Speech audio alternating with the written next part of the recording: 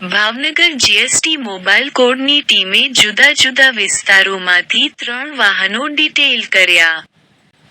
મળતી વિગતો અનુસાર ભાવનગર જીએસટી મોબાઈલ સ્કોડની ટીમ ભાવનગર શહેરના જુદા જુદા વિસ્તારોમાં પેટ્રોલિંગમાં હતી તે દરમિયાન હાઈવે પરથી પસાર થતા 2 ટ્રક તેમજ 1 ટેન્કરને અટકાવી તેના ચાલક પાસે તેમાં રહેલ માલસામાન અંગેના આધાર પુરાવા માંગવામાં આવતા ચાલક દ્વારા કોઈ સંતોષકારક જવાબ ન મળતા તેમાં રહેલો માલ સામાન શંકાસ્પદ ગણી ત્રણેય વાહનો ડિટેઇલ કરી બહુમાળી ભવન ખાતે લાવી કાર્યવાહી હાથ ધરવામાં આવી.